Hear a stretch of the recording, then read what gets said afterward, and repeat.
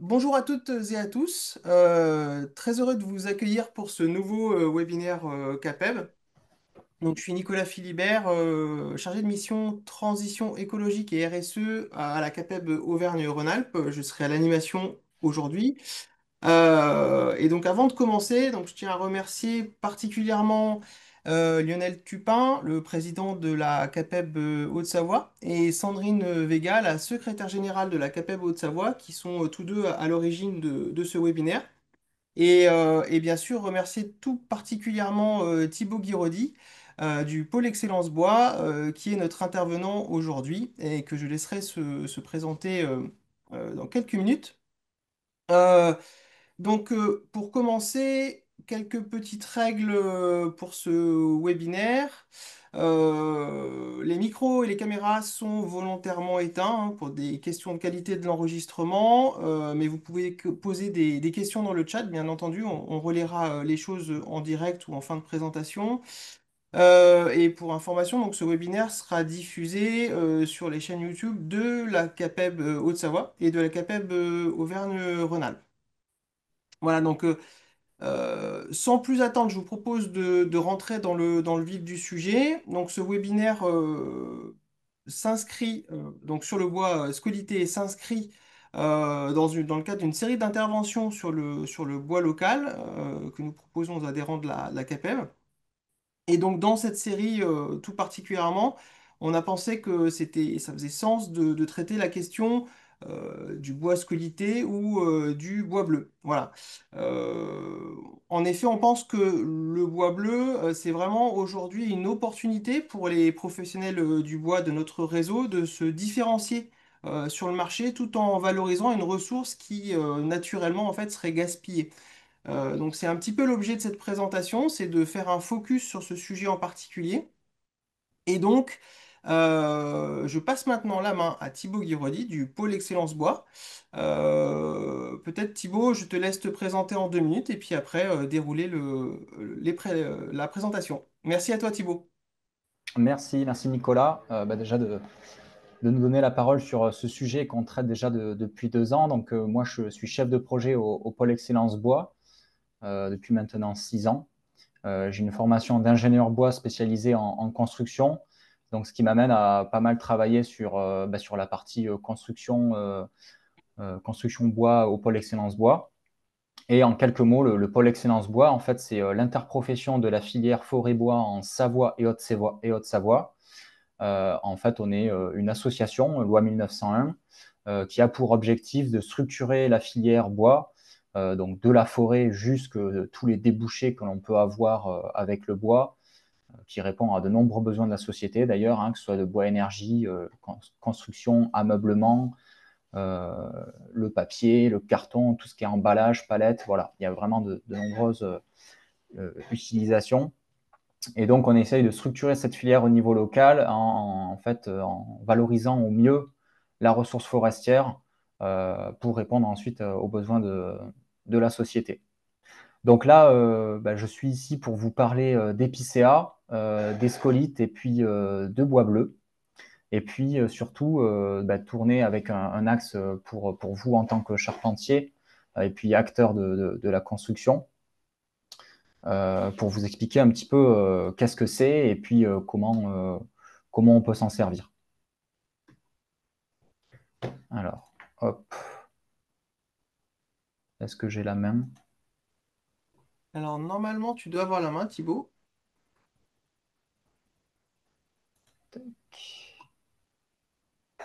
Je n'arrive pas à changer de slide. Alors attends, on va repartir. Hop, Ah, voilà. ça y est. C'est bon? Allez, c'est parti.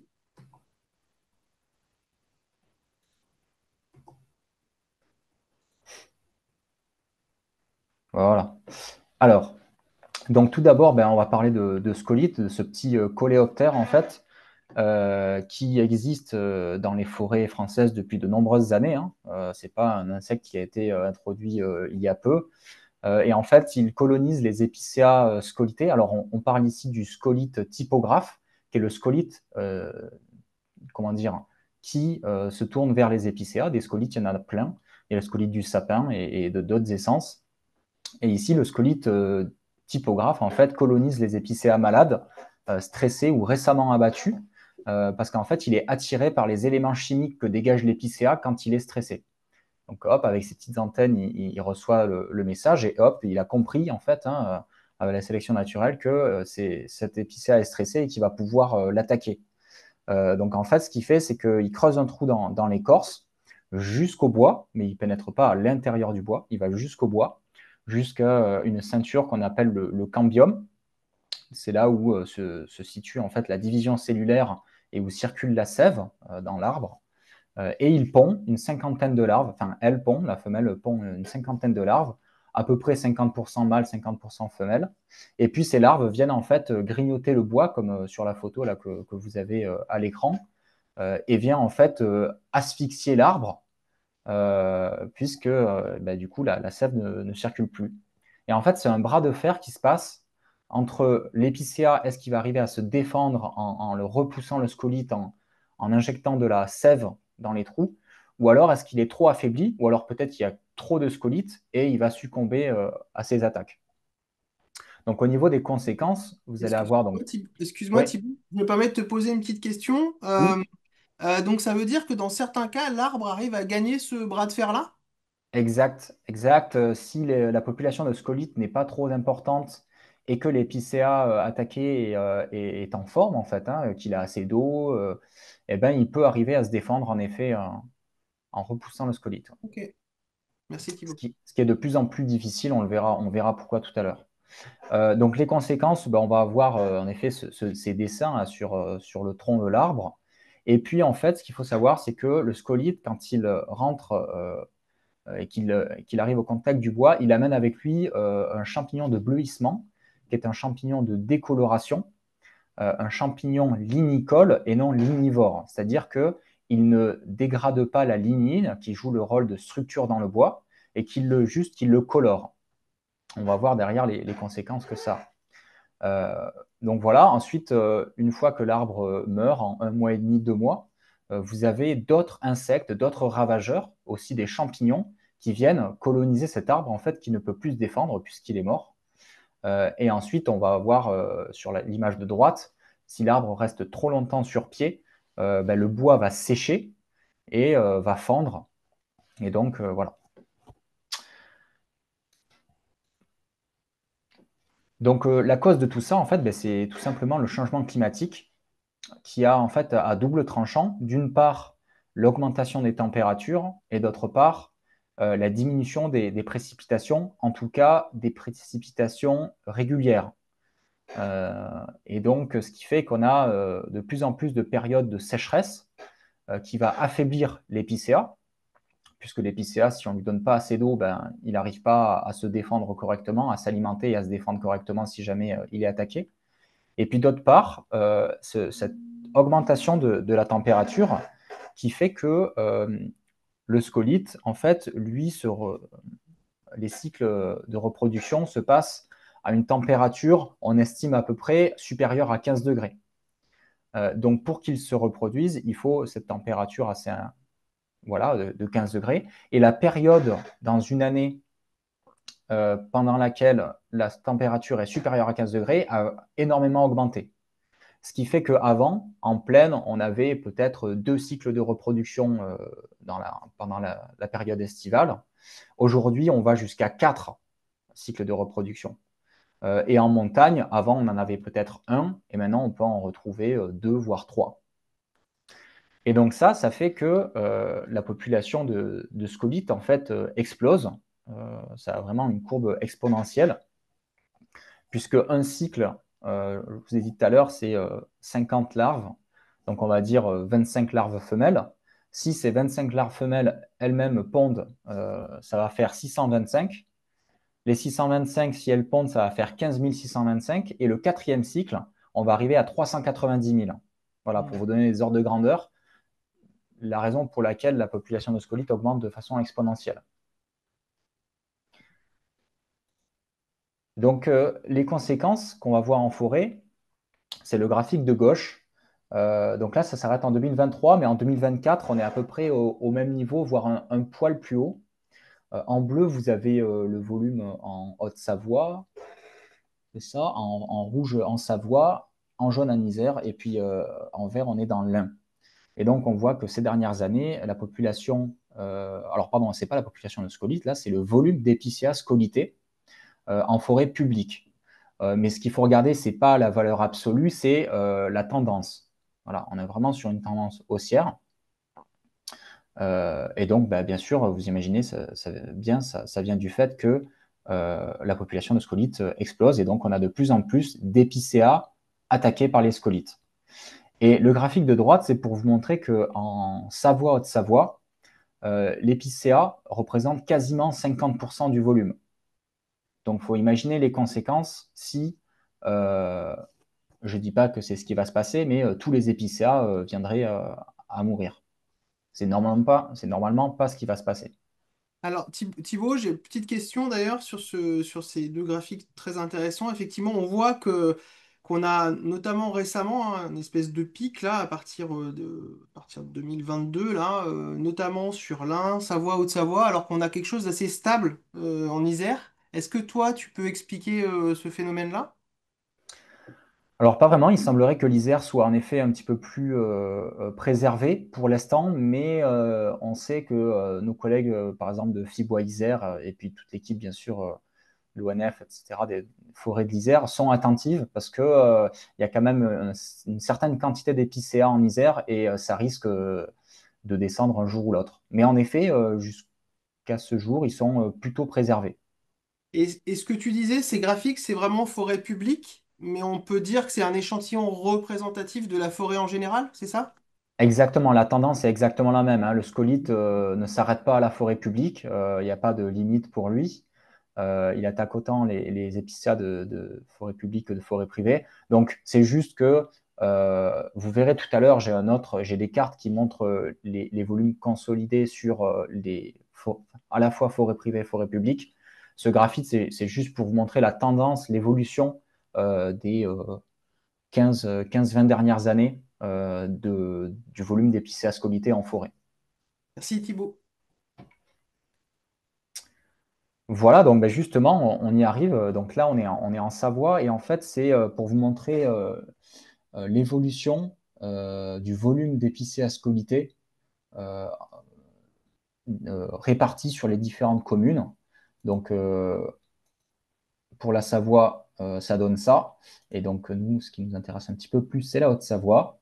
Et donc, en 2021, ici, nous sommes, vous aviez déjà 53 000 m3 d'épicéas scolytés identifiés.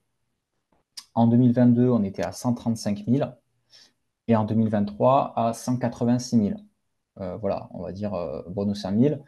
En 2024, on est à peu près au même niveau. Donc, en fait, on reste sur des plateaux très hauts de volume d'épicéas scolytés chaque année depuis 2023. Donc, tout ça, en fait, il faut imaginer que ça a des conséquences aussi sur le paysage. Là, vous voyez des épicéas qui commencent un peu à sécher et puis aussi à brunir, en fait, hein. C'est le houppier qui brunit. Voilà, là, on a un petit peu plus d'épicéas secs.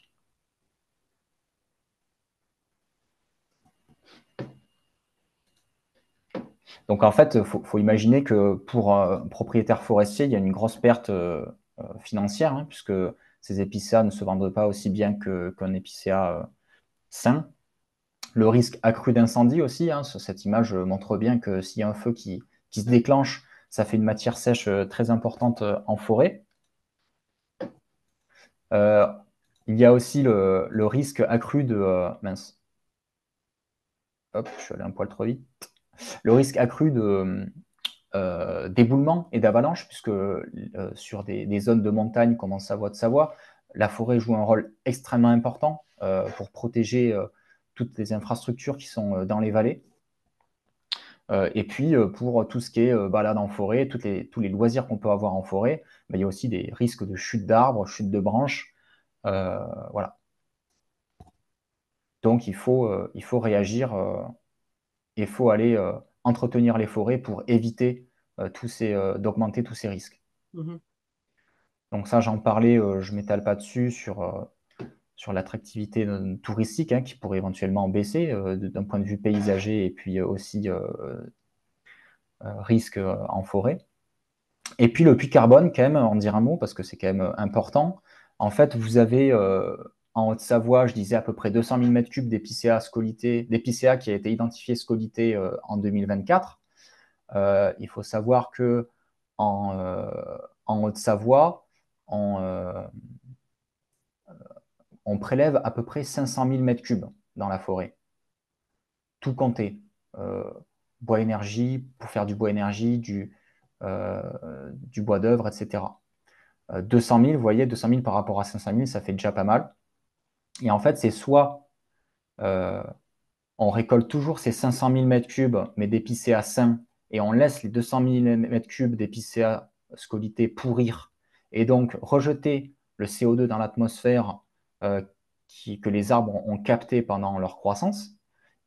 Soit ces 200 000 m3, on essaye d'en intégrer un maximum à notre prélèvement, à notre récolte, et du coup, c'est autant de CO2 qui ne sera pas dégagé dans l'atmosphère, en tout cas pas inutilement. Ça peut l'être bien sûr si c'est du bois énergie, puisqu'on sait que quand on brûle du bois, le CO2 retourne dans l'atmosphère. Mais si c'est du bois d'œuvre, par exemple, le CO2 va être stacké plus longtemps dans des pièces. Euh, voilà, donc très important pour limiter la dégradation du puits de carbone, de valoriser ces épices à scolyté.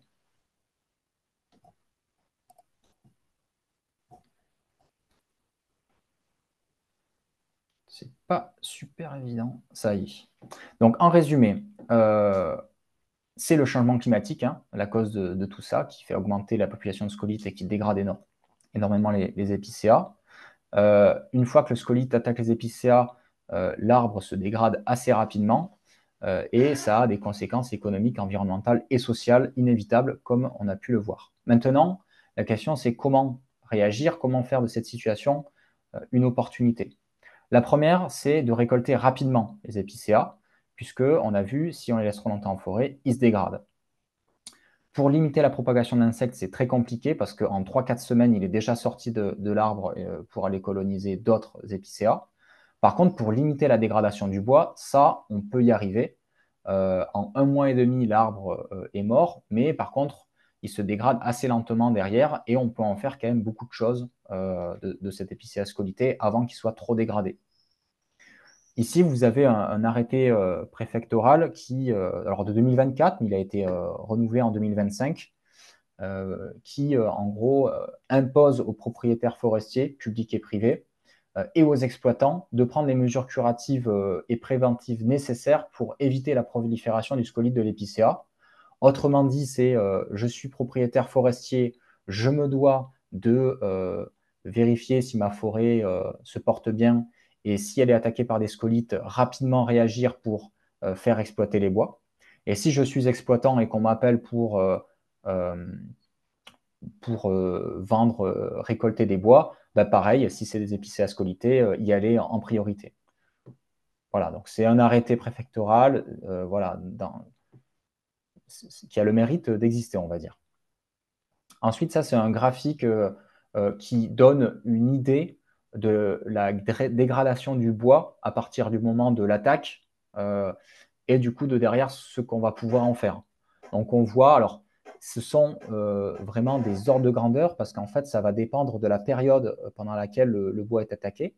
Par exemple, si le bois est attaqué au mois de juin et qu'on commence à avoir de fortes chaleurs, il va se dégrader beaucoup plus vite parce qu'il va sécher beaucoup plus vite, l'air est plus humide.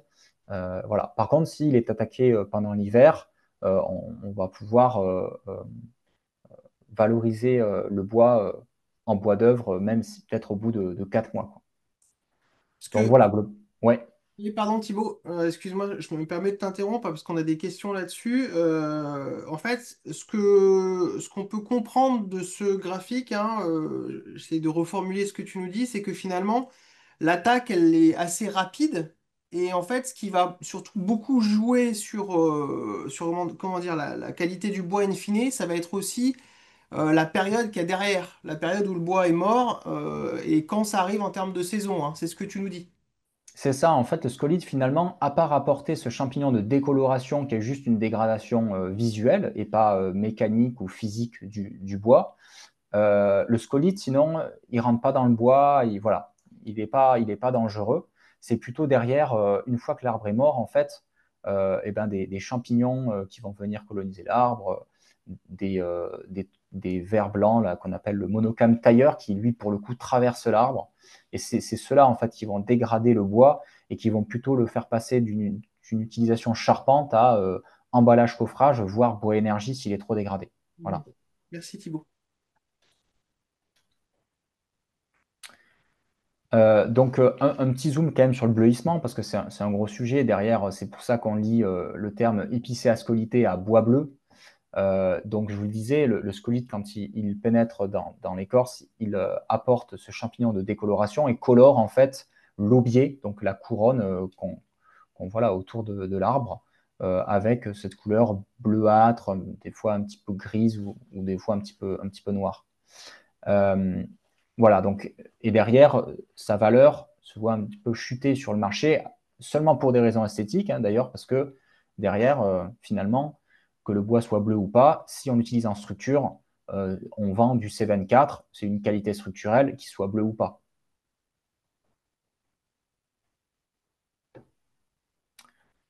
Alors, le plus important, je dirais, pour vous, charpentier, que dit la norme à propos de ça? Eh bien, c'est très simple. Le scieur, lui, quand il scie une grume pour en faire des produits, il se doit de les classer visuellement, en tout cas de les classer. Si c'est un bois de structure, il a une norme de classement visuel qui fonctionne d'ailleurs autant pour le sapin que l'épicéa, dans lesquels on lui dit pour chaque critère qu'est-ce qui fonctionne, qu'est-ce qu'on a le droit de mettre, qu'est-ce qu'on n'a pas le droit de mettre. Pour le bleu, on voit que ce soit pour la classe visuelle ST1, ST2 ou ST3, le bleu est admis pour ces produits-là. Et il y a une deuxième norme qui lie les classements visuels ST1, ST2, ST3 aux classes de résistance des bois. Le ST1, c'est du C30, donc un bois très costaud, le ST2 du C24 et le ST3 du C18. Donc la conclusion des normes, c'est de dire que le bleuissement, le bleu, hein, n'altère pas les qualités mécaniques et les bois bleus donc sont conformes à une utilisation en structure. Il n'y a pas de doute là-dessus. Cependant, il y a quand même la filière qui a demandé en gros d'enfoncer le clou au FCBA pour refaire des études, venir casser en fait des pièces d'épicéa scolité, d'épicéa bleu, pour revérifier en fait que ça n'a pas d'impact sur la qualité mécanique des bois. Voilà. Et donc, c'est bien ce que le FCBA a trouvé. Et vous pouvez retrouver ces rapports sur le site du FCBA. Il y a deux études qui ont été menées. Alors Thibaut, je me permets de t'interrompre parce qu'on a une question là-dessus. C'est très important ce que tu viens de dire, c'est-à-dire que pour le coup, du point de vue de quelqu'un qui met en œuvre, hein, voilà, d'un charpentier par exemple chez nous, en fait, là, tu nous as expliqué plein de choses sur l'enjeu de sortir les bois très tôt, de la forêt, etc. Mais en fait, pour le coup, ça, c'est même pas le sujet d'un charpentier chez nous. Ce que tu nous dis, c'est que lui, il achète une qualité auprès d'un scieur qui va s'assurer de tout ce que tu viens de nous décrire, et notamment comment dire, de l'apparence des bois et du classement en fonction des normes dans un domaine de résistance mécanique donné. C'est ça. On va le voir après, c'est-à-dire que l'idée, c'est que vous allez sûrement de plus en plus avoir des marchés où on va vous demander de l'épicéa scolité. Parce qu'au pôle Excellence Bois et dans toute la filière, on travaille beaucoup. Vous avez maintenant compris pourquoi avec le début de la présentation, pour valoriser ces bois, pour toutes les conséquences graves que ça peut avoir. Voilà. Donc on va vous en demander. Et l'idée, c'est que vous ayez compris déjà le sujet grâce à cette présentation et les enjeux qu'il y a. Et en fait, la seule chose que vous avez à vous soucier, c'est que le scieur ou le négociant peu importe votre fournisseur de bois, quand il vous donne la facture, il vous vend bien un produit marqué CE et de la qualité structurelle que vous avez demandé. Si vous voulez faire une charpente que vous l'avez dimensionnée en C18, eh ben, vous vérifiez bien que sur votre facture, il y a marqué que c'est bien, là, on parle d'épicéa, donc de l'épicéa, C18. S'il y a du bleu dessus, ce qu'il faut que vous sachiez, c'est que c'est pas parce qu'il y a du bleu que c'est pas du C18. Là, on vous l'a expliqué, la qualité structurelle n'est pas dégradée par le bleuissement. Donc, il y a deux possibilités. Soit on vous en a demandé, on vous a, l'architecte, votre maître d'ouvrage souhaite valoriser de l'épicéascolité, pardon, et donc du bois bleu. Eh bien, vous allez essayer d'en chercher. Euh, Soit votre fournisseur vous envoie sans que vous l'ayez demandé du bois bleu, et vous savez que ce bois euh, est totalement valorisable en bois de structure, et Hmm. qu'en plus de ça, vous faites une bonne action en ne pas le renvoyant chez le négociant ou chez le sieur en lui disant ton bois, il n'est pas bon. Parce que maintenant, Hmm. vous savez qu'il est bon. Voilà, Hmm. c'est ça en fait. Ouais, très clair. Donc là, c'est pour visuellement que vous vous rendiez un petit peu compte. De gauche à droite, on va avoir donc des planches d'épicéa, évidemment. Euh, de plus en plus, on va dire, dégradées par le temps, visuellement et ensuite structurellement. Ici, vous avez ce qui est accepté par la norme en qualité structurelle. Donc ici, vous avez un épicéa sain. Ici, vous avez un tout petit peu de bleu qui commence à se développer. Ensuite, la troisième planche, vous voyez qu'elle est toute bleue. Et la quatrième, elle est bleue. Et en plus, il y a des petites piqûres noires. Mais ça, c'est pareil. Dans les altérations biologiques, les piqûres noires sont acceptées sur une face. Donc toutes ces planches-là, théoriquement, elles sont acceptées en qualité structurelle et un bureau de contrôle ne pourra pas vous les refuser. Les deux dernières, c'est de la qualité non structurelle. Pourquoi? Parce que vous avez notamment sur l'avant-dernière un trou de monocam tailleur qui est arrivé certainement après qu'un épicéa ait été attaqué par les scolites, peut-être 2-3 mois après. Et la planche d'après, vous avez en plus des trous, des fentes. Alors même si les fentes qu'il y a sur cette planche, en réalité, ne déclasseraient pas le bois parce qu'elles sont trop petites. Mais voilà, c'est juste pour vous dire qu'en plus de ça, vous pourriez avoir des fentes trop importantes. Mais ça, si vous voulez, pareil, vous n'en avez pas à vous en occuper parce que c'est le scieur en fait qui fait ce classement visuel. C'est juste qu'aujourd'hui, le scieur, il déclasse tout ça et il vous donne que la pièce de gauche. Enfin, ça peut arriver que vous ayez un petit peu de bleu, mais globalement, euh, c'est assez rare parce que ça fait plus de 40 ans qu'en fait, les scieurs, eux, avaient l'habitude de mettre le bleu dans leur charge. Et petit à petit, les charpentiers, les clients finaux, etc., refusaient ce bois-là. Et donc, les scieurs, dans, comment dire, ont eu l'habitude de déclasser ces bois bleus, alors que finalement, c'est important de les valoriser. Donc, c'est des mœurs qu'il faut arriver à, des habitudes qu'il faut arriver à changer pour réintégrer ce bois bleu dans les produits de construction.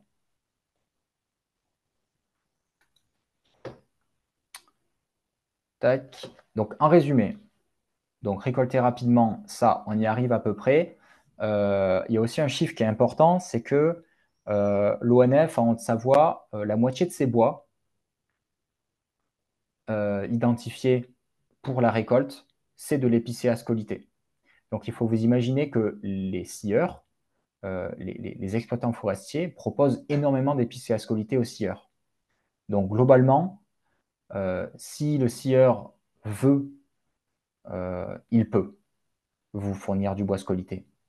Peut-être pas dans les délais habituels, parce que comme il n'a pas l'habitude de valoriser ces bois-là, peut-être qu'il n'en a pas sur son parc agrumes, et que du coup, c'est pour ça que vous, en tant que charpentier, si vous avez, dès que vous avez l'info qu'il faut utiliser de l'épiscoscolité, contactez le plus vite possible votre scieur pour lui dire j'aimerais que travailler avec toi de l'épicéascolité, anticipe et va en chercher en forêt. Voilà. Parce que les scieurs sont comme les charpentiers, ils ont eu l'habitude qu'on leur refuse des épicéas bleus et donc ils n'en ont pas en stock. Donc, les épicéas bleus sont conformes à une utilisation en structure. Et le troisième point, j'en ai pas parlé, mais c'est quand même une info importante. Euh, le bleuissement ne se développe plus sur le bois hein, une fois que vous l'avez mis en place. Parce que l'humidité du bois est de toute façon inférieure à 20%, sauf si c'est de l'épicéa que vous laissez sous la flotte euh, aux intempéries. Mais un épicéa sous toiture, voilà, il est inférieur à 20%, et donc le champignon ne se développe plus. Donc là, vous avez un exemple, et un exemple pas des moindres, parce qu'en fait, c'est un bureau d'études spécialisé dans le bois qui s'appelle Techicea, qui a fabriqué ses propres bureaux en épicéa scolité. Et il a poussé la chose, c'est-à-dire qu'il n'a pas juste valorisé des bois massifs provenant directement d'une scierie, il a aussi fait coller ses bois pour en faire du bois lamellé collé, et même des panneaux CLT. Et donc, il a, en plus de l'utiliser en structure, a voulu le rendre visible sur ses murs.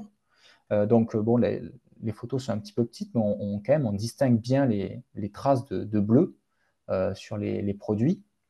Euh, et donc, en fait, c'est un petit peu un showroom où il montre voilà, le bleuissement, ce que ça peut faire. Et donc, pour la petite anecdote, en bas, il y a son expert comptable avec qui, du coup, ils ont construit ce bâtiment. Ils sont tous les deux propriétaires. Et donc, le bureau d'études s'est dit, on va quand même pas lui mettre de l'épicéa scolité s'il aime pas, en bas, tout ça. Et donc, quand c'était terminé, l'expert comptable a visité tout le bâtiment. Et en fait, il a dit, mais moi aussi, en fait, je trouve ça super joli. J'aurais bien voulu de l'épicéa scolité sur mes murs, quoi. Voilà. J'ai une autre anecdote à vous partager qui est très importante d'un charpentier qui a construit la halle du Moutaré, qui est une petite commune à la frontière entre la Savoie et l'Isère. Euh, donc une petite halle hein, que l'architecte Rémi Chaudurier conçoit et travaille avec Reverdy Charpente, c'est lui qui a le marché. Et c'est le charpentier qui a demandé à l'architecte et au maître d'ouvrage, si ça ne les dérangeait pas, de construire en épicéa scolité. Et ce qu'il mettait en avant, c'est que lui, il aimait bien travailler avec des épicéas scolité, parce que comme il avait déjà commencé à sécher un petit peu sur pied, lorsque le bois est scié, alors il ne faut pas qu'il soit trop sec, bien sûr, hein, sinon c'est trop cassant, mais lorsqu'il est scié, en fait, il est déjà déformé, et donc le bois, en fait, va moins travailler ensuite quand on va sécher les planches. Et en plus de ça, donc il y a besoin de moins le sécher parce qu'il a déjà un petit peu séché sur pied. Et en plus de ça, donc qui dit bois plus sec, dit bois plus léger. Et on sait que le poids du bois, pour des charpentiers, c'est important quand il faut monter un chevron sur une toiture. Ouais, donc c'est intéressant, hein, Thibaut, parce que ce que tu dis ici, c'est qu'on pourrait même, on pourrait même un peu retourner hein, par rapport à ce qu'on peut entendre dans la profession. On pourrait retourner les choses hein, avec des avantages même concrets sur de la mise en œuvre pour un charpentier, quoi. Mm. En tout cas, c'est ce que nous a partagé Christophe Reverdy, qui est Ouais, charpentier. Je crois que c'est la cinquième génération de Reverdy Charpente et qui retour fait de des ouvrages vraiment magnifique. Donc, venant en plus d'un charpentier compétent comme ça, voilà, ça parle. ouais, c'est très intéressant. Merci Thibaut. Voilà, je crois qu'ensuite, on en arrive au film.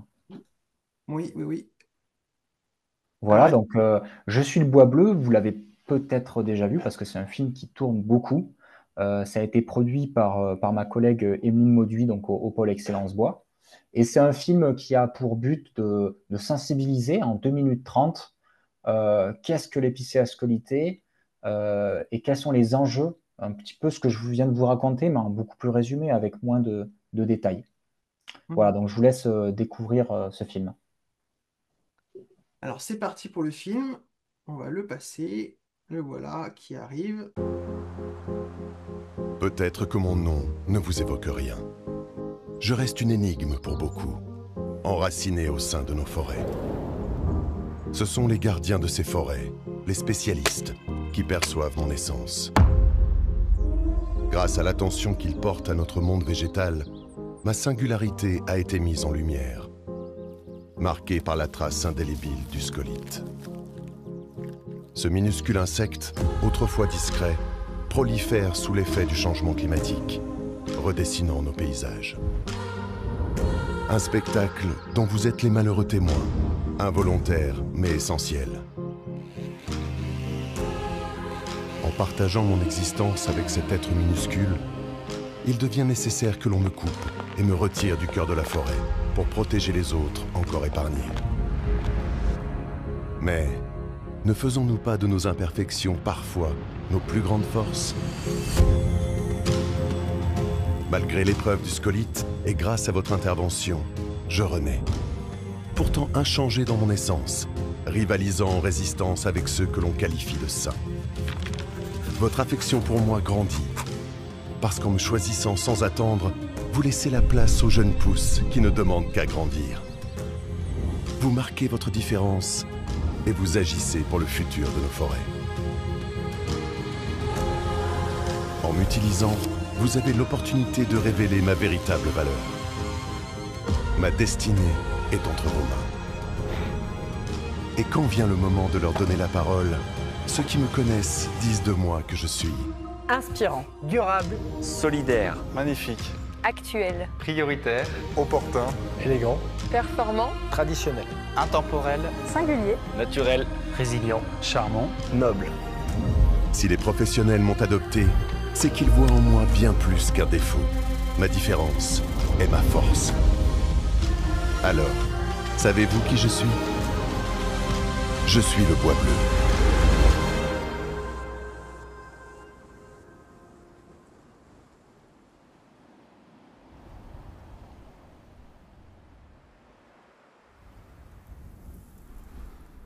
Alors voilà, bon bah effectivement, je pense que ce film illustrait très bien tes propos, Thibaut, et puis ça complète bien ta présentation. Ce que je te propose, alors on a fait un bon tour quand même de cette question, hein. Merci à toi parce que je pense qu'on est vraiment rentré assez loin dans le sujet. Deux petites questions peut-être pour finir, qu'on n'a pas traitées au fil de l'eau. La première question, hein, parce que c'est un peu le nerf de la guerre, comme toujours. C'est intéressant parce que sur la fin de ta présentation, on a vu qu'effectivement, il y avait une appétence du marché. Il y avait une appétence des donneurs d'ordre. Est-ce que tu pourrais nous parler un petit peu plus de ça, de comment ça bouge du côté des maîtres d'ouvrage, publics, privés, des architectes, etc. Oui, donc en effet, ce sujet a été largement diffusé, que ce soit aux élus des collectivités locales, mais aussi des conseils départementaux, de la région Auvergne-Rhône-Alpes et même au niveau national. Euh, et donc, les gens sont attentifs à valoriser au maximum ces bois-là. Donc là, je parle d'élus et donc potentiellement de maîtres d'ouvrage pour vous, euh, mais aussi auprès des architectes qui ont directement été très intéressés par ce produit-là, notamment auprès de l'Ordre des architectes, et la présidente Isabelle Dieu, qui est très présidente de l'Ordre des architectes d'Auvergne-Rhône-Alpes, qui est très attentive à ce sujet-là. Et donc, vous allez avoir de plus en plus de maîtres d'ouvrage. Alors, les particuliers peut-être moins, parce que c'est une cible que l'on touche moins, mais pour tout ce qui est projet public, et puis dès que vous travaillez avec un architecte, en tout cas, nous, on en a de plus en plus. J'en ai toutes les semaines qui m'appellent pour me demander des conseils pour construire avec de l'épicéa scolité. Et donc, puisque les élus ont été sensibilisés, il y a même des aides maintenant sur certains départements et à la région qui encouragent à valoriser ces épicéas scolité. Et donc, par conséquent, des maîtres d'ouvrage aussi qui vont demander de plus en plus d'utiliser ces bois-là. Faut imaginer hein, une commune en fait qui construit en Savoie ou Haute-Savoie. Quasiment toutes les communes sont des communes forestières. Et comme je vous le disais, l'épicéa représente 50% du volume de bois. Donc, il faut se dire que quasiment toutes les collectivités ont de l'épicéa, sont propriétaires en fait d'épicéa. Donc, sont attentives en fait à ce sujet-là. Et donc, se disent, nous, on va essayer de construire avec des épicéas scolité locales. Merci Thibaut. Ouais, très, très intéressant effectivement, de voir qu'effectivement on a ce marché hein, qui tire.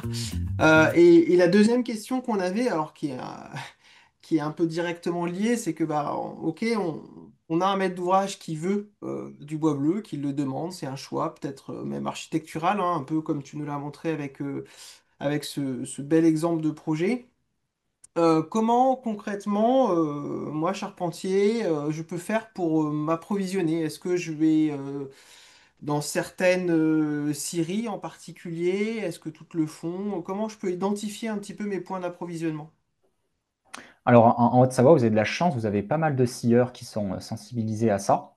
Alors, vous pouvez déjà retrouver une liste d'entreprises euh, qui sont moteurs sur le sujet, et particulièrement des scieurs, sur le site internet du pôle Excellence Bois.